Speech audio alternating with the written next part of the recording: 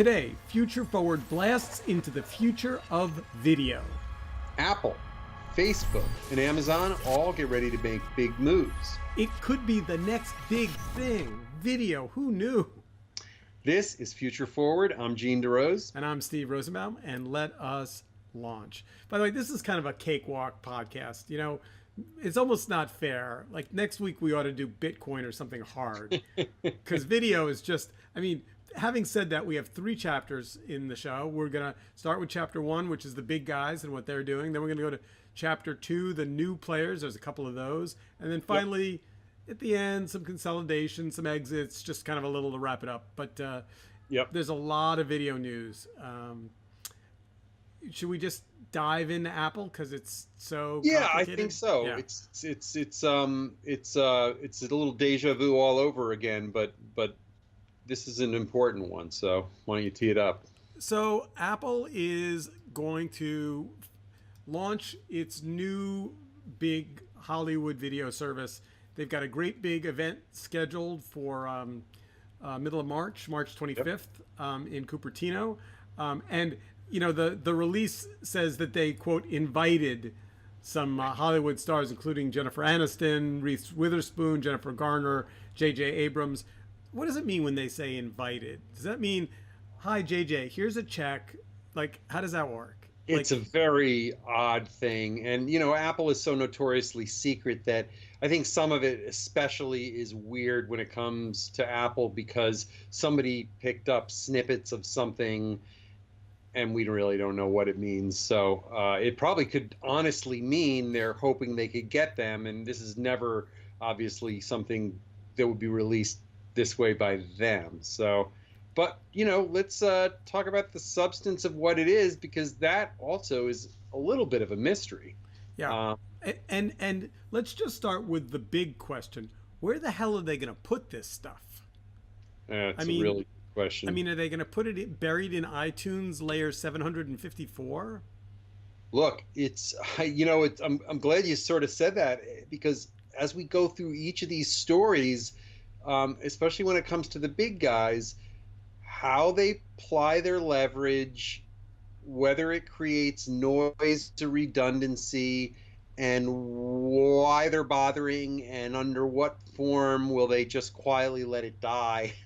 These are all the kinds of things that, you know, we're going to get to. And with Apple, when you first suggested this, the first thing I thought was, I remember how apparently right before he died, Steve Jobs thought he had TV finally licked and it would take a few years, but it was going to be happening. I don't know if that's what this is. So 2 things about Apple. I don't know if you remember, they did a big high profile game show that was meant to compete with Shark Tank. It was called Battle of the Apps. Do you remember Battle of the Apps? Yeah, sure. Did you see it? Nope. I mean, I saw a little of it, but I just found it uninteresting. Well, you saw more of it than anyone else I know because it was, and the people that I know that were involved with it were apoplectic because essentially you couldn't find it. Right. And so that was 2 years ago, almost 3 now, or 2.5. And when Apple announced at South by, I guess last year, that they had hired these 2 great big video guys and they were going to do a big video launch, there was all this rumor about the fact that there was going to be a product. So, I mean, if Apple 25th or March 25th comes out with an Apple, you know, video app that is chock full of content, that would be exciting. But look, I guess I would say this because it comes in so many different directions. One thing that's lurking out there is, like everyone else, are they going to invest? They will be investing in owning their own contents and shows that may or may not be agnostic, right? So everyone's following in the footsteps of Amazon. The second is, you know, Apple TV and where it has been. And after a lot of rough kind of times, it's sort of stabilizing with a lot of people who seem to enjoy it as a way, as an interface into the television set. interface for what they do. I think the third piece is that remember back when iPhones or iPods first launched, there was such little going on that video, as one of the things that you had, kind of had a spot in there. But it was kind of white label. It was just video. It was a place where you put your shows, put your movies. If um, it's kind of become nothing and pointless, and I never know where to find video now on my iPhone. So I would guess it would be important for them to relaunch, video as a presence, that it has its own app, and what they will do with it is what's next. So capital V or small V is the question. So I'll just tell you a little insider secret for podcast listeners. So I've had Apple TV for, I don't know, since it was released. I just cleaned up some electronics in a drawer and found like 15 of those little white Apple TV controllers before they went to the touchpad. Right. The current touchpad controller is so terrible. Interesting. And at least 50% of the time you try and use it the wrong way. It's like in your hand up. And I finally went online and searched and bought for $9 a rubber kind of cover for the Apple TV remote that weights it slightly toward the right direction down and has a little bit of a bulk toward the bottom. And it's honestly, it is whatever the electronic equivalent of orgasmic is. It's that's great. That's interesting. For $9, this, and I just feel like, like Apple could literally give this rubber thing, it costs like 6 cents to make, but it just makes you understand which way the device is supposed to be. Anyway, so. Well, the ergonomics of that stuff is not unimportant, and, it surprises me, although Steve Jobs isn't around, that they would let something that fails like that 50% of the time. Anyway, yeah. All right. So Apple, hold on. We'll certainly follow up as we get more rumors getting closer to March 25th. It's exciting. It would be great to have another player. I will tell you that I've heard kind of from inside the grapevine, it's going to be very family friendly, PG-13, no sex, no violence. Kind of not R-rated, but more like PG-13, which might make it hard to compete in the new R-rated cable/OTT universe, but we will see. And look, as we go into these next set of stories, it's good that we said we did Apple first, because this is like Russian nesting dolls. There's overlaps, and so much of what we get, our Netflix and our Amazon Prime and everything else, comes through your Apple experience or your iOS or your Android or whatever else. And so how that kind of plays over time, and whether it pisses off people or how the leverage gets wielded, is a really big deal. And we're going right to one of the big ones, which is Amazon. So let's talk about Amazon had a big press release. Amazon hasn't released a lot of new product in a while. They've had a big turnover in executives, a lot of changes. And the thing is, people forget, having been for a long time in the film and television business, if you and I said tomorrow we want to make a movie, right, you got to get the script, and then you got to get the director, and then you got to get the talent, and then you got to get the locations, and then you got to get the budget, and then you got to fly to the location and shoot the thing, and then you go back in the edit room and you edit. Like it's not like a magic bean. You just put it in the ground and it makes up abracadabra. No, the money is kind of first, middle, and last too. So Amazon came out and said, we see ourselves as a global network, and they're not focused on Netflix. You've got a theory about that global network keyword. Well, I think there's two ways of looking at it, but first of all, it's a little bit of a lie that they're saying that. They're trying to say they're not concerned with the behemoth, speaking of no new products. The thing about, again, in the backdrop on the other end of the book here, the bookend, is that Netflix is a juggernaut. Every week it seems like it releases another 8 or 10 shows. And so I think it's really difficult for these guys to keep up. There's no longer the sort of, you release a few things in the fall, which has nothing to do with whether it's the service or not. But I believe Netflix has had a lot of success in filling out what it can't go out and buy and independently create itself by optioning a lot of international and, as it is turning out, subtitle which used to be relegated to the art house, but there've been a lot of successes now, and international is becoming a big deal. It almost echoes like the world of startups in tech, Yep. or basketball goes international, or things like this. It's the globalization, but at our desk. So no doubt that's part of what Prime is trying to do. Yeah, I think they've tried a couple of things. I think, there's a little bit of zigzagging going on, but I would not count them out. I think they've got, it's interesting. The Alexandra Ocasio Cortez movie that just sold at Sundance for a Yep. jaw-dropping $10 million for a documentary. Um, Amazing. the rumor is that there was a bidding war between Netflix and Amazon, and that I mean, nobody walks in, no one walks out of the theater, even if they love the film, and says to the filmmaker, "Here's $10 million." They, Yeah. they start with a 500,000 or a million, a million two, whatever, and to get it up to 10 million means there was some really ferocious bidding, and probably HBO was in there and Hulu was in there, but at the end of the day, I'm told it came down to Amazon and Netflix head to head, and Netflix said, "We want it. We'll pay whatever it takes to get it." So, Yeah, yeah. And look, the other thing about international on that front is that, it has to do again with who these people are and where they come from. And, sure, Amazon dominates as a shopping and a general presence in the US, but it is also everywhere with the exception of trying to make its way into China. And so that's a point of leverage for them. Netflix is not as, big as a brand or a presence in far-flung reaches, of the world. And so I do think when you say international, do you mean international content? Do you mean international partners? Do you mean international end users? I think it's a mix of these things. And so that's part of it. The other thing that I think was unclear from the stories and the conference and the press release is, Amazon Studio versus Amazon Prime are those are overlapping, but not necessarily the same thing, right? Because a lot of what's on Prime is the giant vault of stuff that could come from everywhere versus owning their own content. and then sidebar, little story: Woody Allen is suing Amazon because they Yeah. backed out of his deal, which I feel bad about, except the film just wasn't that good, and the future ones weren't like. I think they just kind of said, "Yeah, we don't want more of that on our, we don't want to release it." Like, Yeah, yeah, yeah.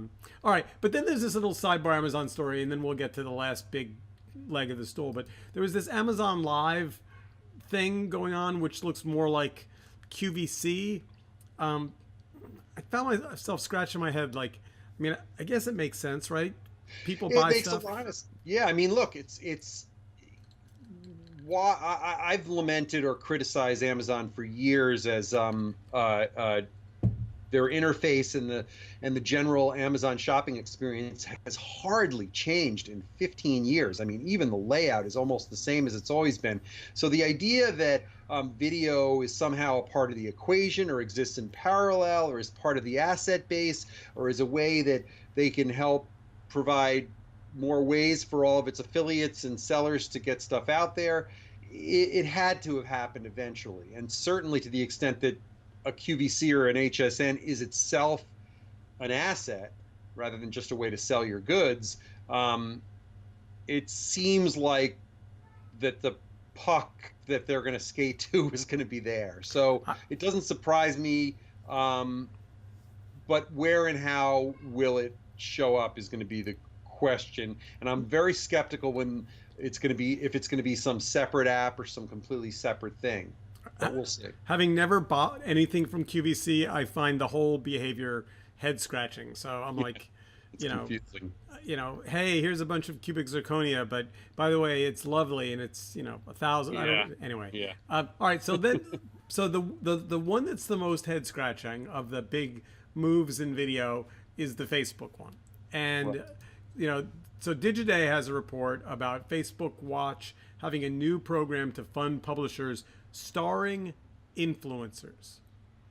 And Boy, echoes of so many stories, right? I mean, didn't you get a little feel of 4 years ago YouTube from out of this, where suddenly, oh, they're going to make some investments, but this is bottom up instead of top down, right? They're trying to let the smaller format stuff flourish with the smaller individuals, and you know, try to make a dent into YouTube's business. But look, you and I talked months and months ago about this. Almost sounds like um, the IGTV story from 8 or 9 months ago, right? When suddenly Instagram, Facebook's asset, uh, was getting into video, and we're going to lean heavily on the people that were already in hand.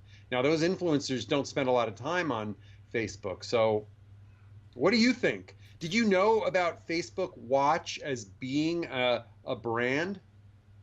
So Facebook Watch has been around for a while, and they've had a bunch of pivots. It's when I mention it to people, they say I've never heard of it, and then you say, "What's that little thing at the bottom of your Facebook page?"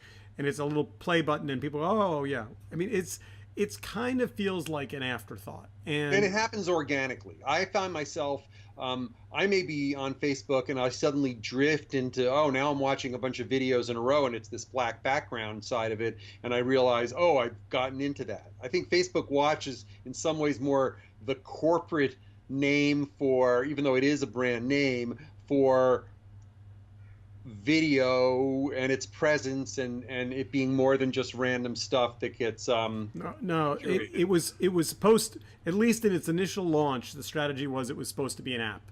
It was supposed to be like Messenger. That was Right. the plan was we're going to build a video app. It's going to be better than anyone else's video app, and we're going to roll it out, and people are going to go and watch video at scale. They did a bunch of big publisher deals that didn't work. They put a bunch of money in. There's a famous story about what happened to Mike. They funded a series with Mike, and then they pulled the plug on it, which left Right. Mike short $5 million. So this is another But attempt. it's not an app, is it? A separate app? It, Am I it's a, wrong? it's not an, it's built to be its own environment with the idea that it would be an app, but it never Well, really, and that's kind of where they were, that I mean, that's Facebook's whole strategy is everything lives in the main site, but also I mean, when Messenger spun out as its own app, made people very unhappy, but yes. they were like, nope, we're not backing off on that. Anyway, my point about Watch though is what makes this interesting. The Digiday article and this is a new strategy which essentially says we're going to take influencers, people that have lots of access to audience and that people like, and we're going to connect them with big publishers who are video makers, and we're going to fund kind of like it's a little like a marriage. We're going to like put together XYZ publisher with XYZ influencer, so the influencer doesn't have to like learn how to make video, and the publisher doesn't have to learn how to be hip like the kids are hip. But it's what Digiday calls, Facebook's looking for hot starts. Yeah, no, I understand. And it's a little bit God, in some ways it almost echoes AOL Greenhouse or other Yeah, kinds of yeah, things yeah. from long, long, long time ago. But here's what I find questionable, and maybe we can do a little digging for future shows on this. I don't think there's a ton of evidence that, with the exception of a few Kardashian level influencers, that lots of these people are followed around from platform to platform. It's a little delusional to think because I experience and follow them on Instagram that I'm going to go follow them into some new app, or that I'm going to go find them on Facebook. It's there's some odd things going on here from an assumptions point of view. And look, influencers, it's been a dicey few years of influencers being given content platforms to go further versus the other monetization of influencers, which is to get them to be to sell goods, to be Spokes advertisers, heads, and yeah. put that within what they're doing, right? So I'm this strikes me as the kind of thing where they aren't quite sure themselves what this is going to be, because I I think don't see a I, lot of teeth. I think this is a Facebook move fast and break things play, which is, Mark has said we have to own video, and we've made a list of ideas, and we're just going to go down the list until something connects, until Right. some combination of the right moment in time, the right show, I mean, it would it would be a mistake not to pay attention. They are dead set to make Facebook Watch work, and they are going to continue to fiddle it, test it, rework it until they find where the audience is. Here, I hope I'm not being redundant, but I think part of what the move fast and break things, it's a big difference between trying to push along and cajole and nudge and support things that have happened organically, right? The whole history of where hashtags came from for Twitter and these kinds of things and how the news feed has evolved. A lot of these are happy accidents that were then, goosed effectively. I'm suspicious and skeptical that, it's like I think they can get defeated by their organic video that just happens within their feed and the stuff that just is there versus the stuff they try to force on us. All right. So let's jump to the middle section, the new players. I hesitated to do this one, and then I'm like, I kind of think we have to because they're going to make noise one way or another. This is the Meg Whitman, Jeffrey Katzenberg. Yeah, this is a good transition because it's between the big. These are big guys without portfolio today, right? Katzenberg and Meg Whitman. By the way, I trust Katzenberg more implicitly, and I think he's been a genius and has done wonderful things and has even shown some agility and youth in the digital end of things. I am a Meg Whitman non-fan. I do not see evidence that she has shown she can do things other than preside over kind of technology kind of bureaucracies, right? I don't think eBay came out of the gates and just had a 15-year slow death because nobody ever revitalized it. And I don't see any evidence that as a politician or a person running HP, she did much. So I'm not really sure I see what's going on with this. Let's say what it is again. This is going to be, it's Queeb. What is the pronunciation? Quibi. Quibi. Yeah. So kind of like quibble, like the multiple of quibble. If you're gonna have multiple quibbles with somebody, you'd have a Quibi. Right. I just made that up, by the way. Yeah. Well, tell me this as you talk about it. Is there enough room? Are these all additive things that we're just going to subscribe to like so many magazines from 25 years ago? Or are they going up against someone? I hear a lot of talk of white space, but I'm not sure I see where the white space is in the world where cord cutting and all sorts of other things are happening that forces us to make a bunch of decisions. So here's the thesis behind Quibi. I'm gonna have to practice saying that word a couple to Quibi. The thesis is that people watch in shorter attention span on mobile, and that the big Hollywood media empire is used to cranking out half hours and hours. And so in comes Katzenberg, who says, look, I know all the talent agents, they all know me. Basically, I call them and say, hi, I have a pile of cash for your A-list talent, and they show up at my office pretty much immediately. So I'm saying to these A-list directors, performers, actors, instead of making a half-hour show, make me 15 or 20 5-minute episodes, which all have connections so that people can watch it. It's like mini Netflix. It's like sure. And traditional. Look, the chunking and distribution of bits from late night television and old scenes from Seinfeld and Saturday Night Live, and talk shows. This is. I resist the notion that this is what the article called like the dreck you see from amateurs on YouTube. But I'm intrigued. Yeah, Quibi, by the way, stands for Quick Bites. Well, I think this is our official episode that has bad names because it sounds a little too much like Quibble, and Facebook Watch sounds a little too much like a wrist device that they might be coming up with soon. There's only so many words in the language, and they've all been. All right. So we will stand by to see Quibi release something buzzy and fun, and that we'll have to subscribe to. Yeah. And all right. So now, last but not least, Chapter 3, Changing of the Guard.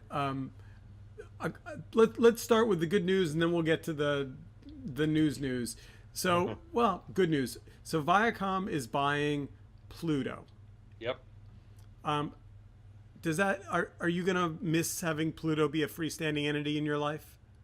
I've looked at it, I peeked in at it. It's never stuck with me. It just isn't enough of a thing that I see a few things that are interesting, and I'm like, well, I want to get them in other places. I don't want to have another thing I have to sign up and sign on and visit. I I think that taking away pause, rewind, fast forward on a video service is the equivalent of handing me a car without a steering wheel or a brake. Like once I was able to pause TV to answer the phone or go to the bathroom or have a snack, or fast forward if I didn't like a scene or I wanted to skip the commercials. Like, I just don't understand. Pluto looks to me like what I remember cable TV being, 30 years ago. It's a whole series of vertical channels. They all stream, quote, live. I'm told that if you're smoking a lot of pot, you can chill and it kind of plays in the background, and it's a good hangout device. But Viacom paid $340 million for Pluto. It's amazing. The numbers are decent, but I just, again, I worry that it goes back to leverage, and if it's just going to be in a freestanding asset that fills their portfolio and keeps them plugged into the right demographic, great. I haven't heard the story of how this all kind of fits together. And let's remember, Viacom has assets that have been good baskets together, but nobody in the world has ever known what the brand Viacom was. This is all about, what the separate entities have done and whether they're able to sell ads across it and stuff like that. And there is the CBS Viacom reconnection thing. Disconnect, reconnect, etc. I'm glad we're not hearing about Sumner Redstone much anymore. Yeah, that's true. All right, so two more bits of news because we're going to run out of time. Yep. For those of you who are regular listeners to the pod, you know that I have a long history in the video business. And back when video players were a thing, the big IPO, big at the time, was Brightcove going public. Brightcove was Jeremy Allaire's startup. It was a video platform. It kind of became the leader. In hindsight, probably didn't raise as much money as it should have. It was kind of a small IPO at the time. Right. There were a couple of other competitors. The feistiest one was a company called Ooyala. Yep. Based on the West Coast, very technically more proficient than Brightcove. If one was going to bet on a winner, you probably back then would have bet on Ooyala over Brightcove. Turns out, didn't play that way. Ooyala sold to a Australian telco, which decided, I guess, to keep the data part of the business and spin off the video business for $15 million, selling to, wait for it, Brightcove. Turns out, if you dig below the surface, it was a $15 million deal, $6.5 million of it in cash, the rest in stock. Right. So well, look, this is your neck of the woods. Could you just do a 15-second snapshot of like who their customers are and who uses this is the infrastructure side of serving video, right? Right. So your Time Magazine or Newsweek or Sports Illustrated or any of a million vertical publishers, you've made some videos and you want to put them on your website. You can upload them to YouTube, and then YouTube will sell the ads. Well, that's a bad idea. Or you can upload them to one of a number of vendors and use their player, and then you can sell the ads. So Brightcove, Ooyala, Kaltura does that to some extent. Back in the day, my company Magnified did that business. Yep. And essentially, it's a technology software as a service business that says you're gonna upload to us, we're gonna store and deliver the file, and then you're gonna have an ad network you can plug in. And well, let me ask you a question, because I feel like this points to the future and maybe wraps some of all this together. Whether you're a small publisher or a big publisher, and you and I have debated this before, you can't just be isolated on your website, right? Like, if you're a producer of video, it's as important as anything to have it be available, whether it's the chunks or the teases, out at all those points of presence. have these kind of providers that you used to compete with, are they one-stop shops that help you also manage the distribution and the protocols and sort of the dashboard to publish and stuff like that? I feel like it's all very choppy and leaves people still having to fend for themselves. Yeah, Am no, I miss? nope. The answer is no. But to the best, I've been out of that space for a long time. But to the best of my knowledge, nobody does a single point upload distribute. There are vendors who do that as a service, upload to them, and they'll ship it out a bunch of places. And then there are people that have video players, but I've never seen those two services in under one roof. Because boy, if you're a quality publisher, but you're not going to go acquire a Pluto or someone like that. We're at a kind of an odd point in the world. And what I think happens is that the more modern, younger Cheddar and Vice TV and stuff are just nimble and have the homegrown ability to manage that stuff well themselves. Yeah, Is that yeah. I mean, it's labor intensive, but it's not that much labor. It's essentially once the file is made, you yeah, click upload 4 times. I mean, to be fair, it's right. what we do with this video when we do the video version Of of this course. podcast. I mean, And it's a bit of a nightmare sometimes, but I believe that in order to excel, there's a nuance and a science and an art and an ongoing. It's like dials. You and I were talking before we got online about social media managing where you're going to be and how to do things dynamically and efficiently. This is what this kind of Wild West period is led us to. It's a very chaotic world out there right now in video. indeed it is, and so the future of video is, I proclaim uncertain. It is really uncertain, but look, it's exciting. And look, video, it's the future. Video, it's the future. And with that, we are out of time, everybody. So have a good week, prattle forward, and we will be back again next week. See you all later.